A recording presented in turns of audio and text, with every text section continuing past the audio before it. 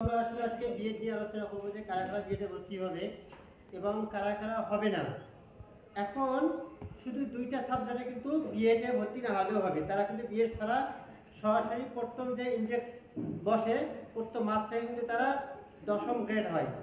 আর যারা বিএড করে না তাদের কিন্তু 11তম গ্রেডে তাদের স্টার্ট মানে বেতনটা শুরু হয়ে যায়। এখন এক নম্বর হচ্ছে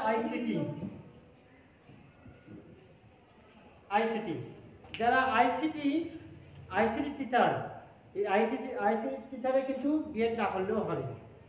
এখন এরা সরাসরি কিন্তু যখন দেখা যায় ইন্ডেক্স নাম্বার পাবে প্রথম বেতন স্কেল থেকে তাদের হবে কত 10ম গ্রেড এই আইসিটি।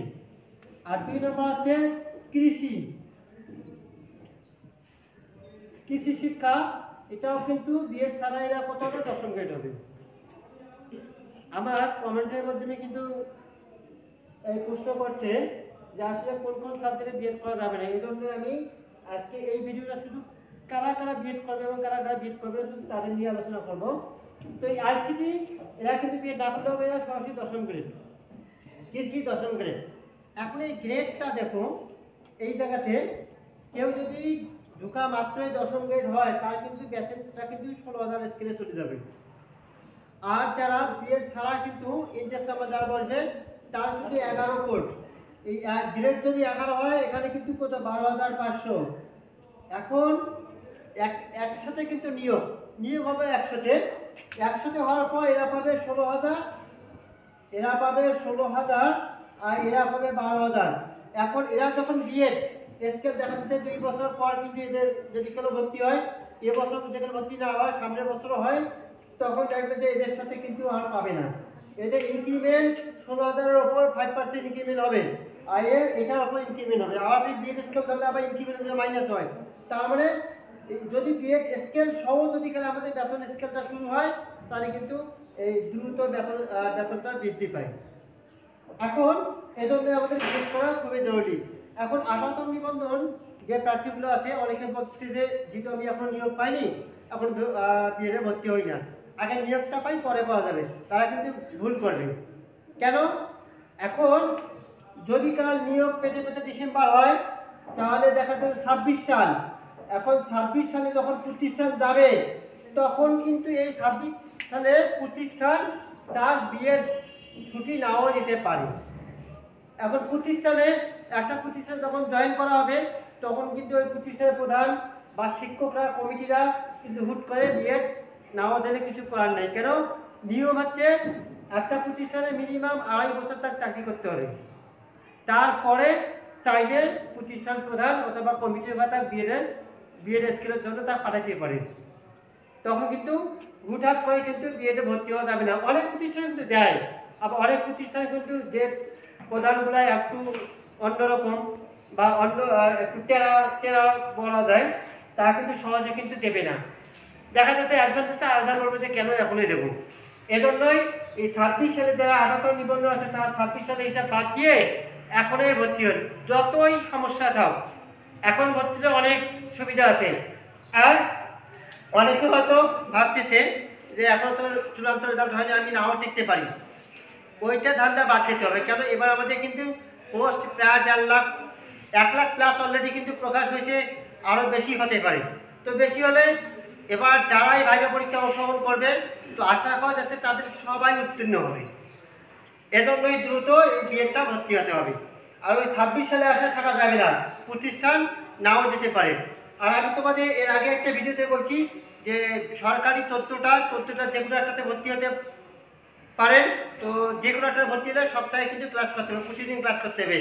আর যদি বেসরকারিগুলোতে করে একটু টাকা খরচ বেশি হবে, তবে শুক্রবার ক্লাস, সপ্তাহে 1 দিন, যে মাসে 2-1টা ক্লাস করলেও হবে, না করলেও হবে, কিন্তু একটু টাকা ওখানে বেশি যাবে। কিন্তু সার্টিফিকেটের মান কিন্তু একই, সরকারি হতে হবে বেসরকারি হতে হবে। এখন একই সময় পরীক্ষা, একই সময় ফর্ম ফিল আপ, একই সময় সার্টিফিকেট, সবগুলো একই সময়। তো এজন্যই দ্রুত বিএডে ভর্তি হতে হবে। আর এই আইসিটি এবং কৃষি এই দুটা বিএড না করলেও হবে। আর বাকি যে সাবজেক্টগুলো আছে তাদেরকে সবাইকে কি বিএড করতে হবে, নাহলে কিন্তু আমাদের 10ম গ্রেড পাবো না, তখন আমরা কি 11 গ্রেডেই থাকবো। আর কেউ প্রতিষ্ঠানে আশায় থাকা যাবে না যে আমি 26 সালে নিয়োগ পাবো তারপর বিএডে ভর্তি হবে, এই ধান্দাটা বাদ দিতে হবে, ওই চিন্তাটা বাদ দিতে হবে। এই বছরে অনেকের কিন্তু সমস্যা থাকতে পারে, সমস্যা থাকলেও কিন্তু বিএড স্কেল মানে বিএডে ভর্তি হওয়া যাবে, বিশেষ করে বেসরকারিগুলোতে যেটা জাতীয় বিশ্ববিদ্যালয়ের আন্ডারে আছে। আর উন্মুক্তে যারা ভর্তি হতে চান, তো উন্মুক্ত হলে কিন্তু 2 বছর সময় লাগবে, ওটা তো ভর্তি হওয়া যাবে, ওটা কিন্তু সরকারি। এখন উন্মুক্তে ভর্তি হলে ওটা পরীক্ষার মাধ্যমে টিকার পর কিন্তু ভর্তি হওয়া যাবে। আর এই যে তোমাদের যে আমাদের আবেদন শুরু হয়েছে 17 তারিখ থেকে 6 মার্চ পর্যন্ত, এখানে কিন্তু আবেদন করলে এরা আমাদের যে অনার্সের যে রেজাল্ট আছে, এই রেজাল্টের উপর ভিত্তি করে কিন্তু সরকারি কলেজগুলোতে কিন্তু সাধারণত ভর্তি করা হয় এবং বেসরকারিগুলোতেও। আর যারা বেসরকারিতে ভর্তি হতে অবশ্যই কলেজ দেখা যাচ্ছে যে তোমাদের জেলার আশেপাশে যে কলেজগুলো আছে এই কলেজগুলোতে ভর্তি হওয়ার চেষ্টা করবেন, তাহলে সুবিধা হবে বেসরকারিগুলোতে। এবং সরকারি যদি থাকে ওখানেও ভর্তি হতে পারেন। তবে আমি বলতেছি যারা 18তম নিবন্ধনধারী অবশ্যই সবাই বিএডে ভর্তি হওয়ার চেষ্টা করবেন, কেন সবারই চাকরি হবে। এবার যারাই দেখবে তাদেরই চাকরি হবে, পোস্ট অনেক। এবার ভাইবে তো খুবই কম সংখ্যক ফেল করা হবে, যেহেতু আমাদের পোস্ট সংখ্যা অনেক, তো আসলে কম যদি কাল বেশি ফেল করায় তাহলে দেখা যাচ্ছে যে অনেক প্রতিষ্ঠানে কিন্তু এই পাঠদানের ঘাটতি হয়ে যাচ্ছে টিচারের অভাবে। এজন্য ওইটার উপর ভিত্তি করে ওইটা মাথার মধ্যে রাখার পর কিন্তু চূড়ান্ত রেজাল্ট দেবে। এজন্য যারা ফেলও করে ভাইবাতে দেখা যাচ্ছে স্যাররা হুট করে তার ব্যবহার বা যে কোনো কারণে ফেল করে দেয়, চূড়ান্ত যখন রেজাল্ট দেবে এনটিআরসি যে অফিসে, ওখানে কিন্তু ওরা আবার চেক করবে, ওই চেকের সময় দেখা যাচ্ছে পাস করে দেবে। কেন যেহেতু শূন্য পোস্ট অনেক, শিক্ষক খুব কম, তো অবশ্যই পাস করে দেবে। তো আমাদের বিএড স্কেল সুবিধা হচ্ছে কি, একটা 16,000 একটা 12,500, এইটার উপর ইনক্রিমেন্ট হবে, এইটার উপর ইনক্রিমেন্ট হওয়ার পর কিন্তু প্রতি বছরে বৃদ্ধি পায়। এখন যারা 16,000 শুরুতে পাবে 2 বছর পর কিন্তু বা 3 বছর পর কিন্তু তাদের 20,000 প্লাস হয়ে যাবে। আর এই যারা বিএড ভর্তি হবে না, এদের 2 বছর পর যদি বা 3 বছর পর বিএড স্কেল লাগে তখন কিন্তু তার 16,000 হবে। আর তখন এই যে যারা বিএড করা আছে তারা কিন্তু 20,000। দেখবে যে এই পার্থক্যটা কিন্তু প্রায় 4-5 হাজারের। আর 4-5 হাজার পার্থক্য কি মানে কি প্রতি বছর এটা আরো বৃদ্ধি পাবে, তো এদের কিন্তু কাছাকাছি আর যাওয়া সম্ভব না। একই সাথে নিয়োগটা কিন্তু একই গণবিজ্ঞপ্তি এবং একই নিবন্ধনে, তবুও কিন্তু এদের সাথে কিন্তু এই যারা বিএড স্কেল থাকবে না তারা কিন্তু পাবে না। তখন এই গতিটা চলতেছে। আর বিএডটা 2 বছর 3 বছর প্রতিষ্ঠান এমন অবস্থা হইতে পারে তোমার 26 সালে তোমার ছুটি নাও দিতে পারে, তারপর যেটা 27 সালে দেয় তাহলে 28 সালে যদি কাল ভর্তি 27 সালে ভর্তি হলে 28 সালে কিন্তু বিএড স্কেল ধরা যাবে, যেহেতু আমাদের সার্টিফিকেট বের হতে 4 বছরের মতো লাগে। তাহলে 25 সালে ভর্তি হলে কিন্তু 26 সালে মার্চ অথবা এপ্রিলে কিন্তু সার্টিফিকেট পাওয়া যায়, অথবা এরকম যদি কাল কোনো সেশন জটের সমস্যা না হয়।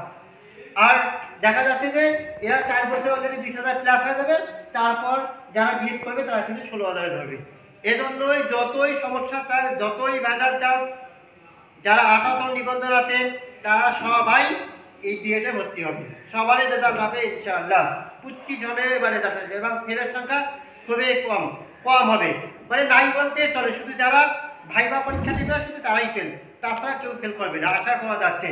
তা এই আইসিটি এবং কৃষি বাদে বাকি সবাই 2025 সালে যে সার্কুলার হয়েছে এই সার্কুলারতে ভর্তি হয়ে যাবে।